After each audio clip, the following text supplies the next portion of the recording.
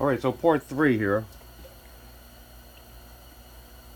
is I cut these all, you can see on my little jig here.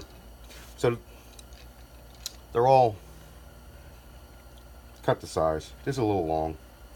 I'll probably nip them off as I go along. Alright, so I got my slots open. I cleaned my fingerboard.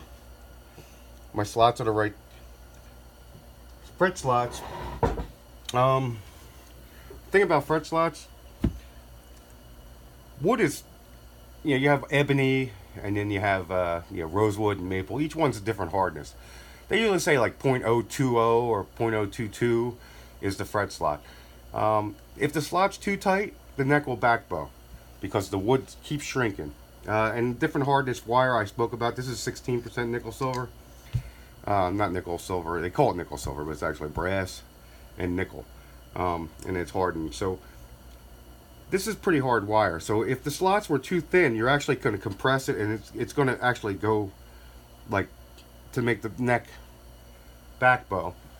We talk about back bow like that because metal's stronger than wood, so it's got to go somewhere.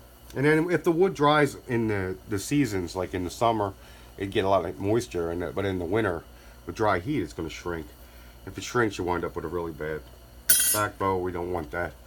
So I got these slots are 025, 0.025. I know it's not going to have any problems.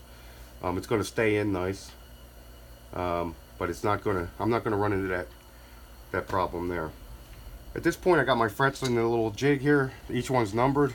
They're all cut to size. Now we have these. I make these myself because the StewMac ones that they sell are too thin, and you go bananas because you got to be dead on the money. There's no give or bad. And the other thing is, StewMac doesn't make them wide enough for bass necks, so you can't do a 5-string bass neck with one of these. You can't even do a 4-string bass neck or a 7-string guitar. So I make my own. I have a mill, so I can mill them. I make them exact radius, and then they're like interchangeable. You can just put them in.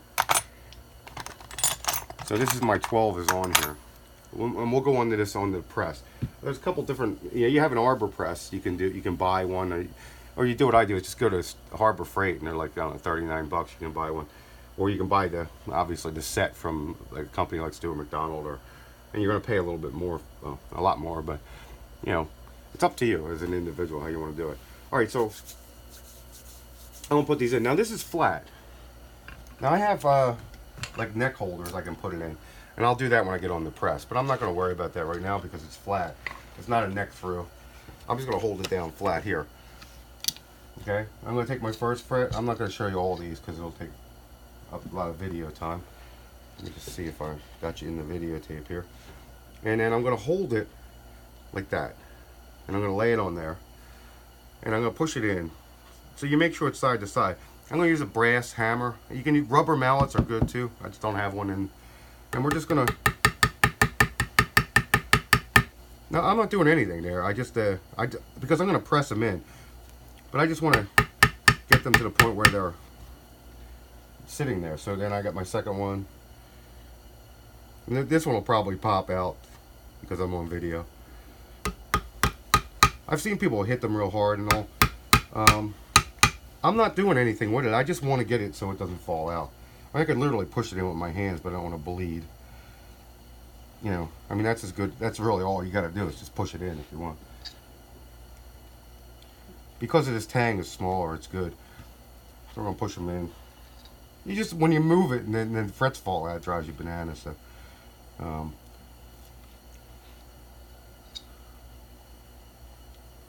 now you could do a full hammer job, a full hammer fret job, that's fine. I've also machined slots and epoxied them in. I prefer this way, just pressing them in, and then we'll do an Arbor press and press them in. The radius, the fret, and the call are all the same. They're all 12, so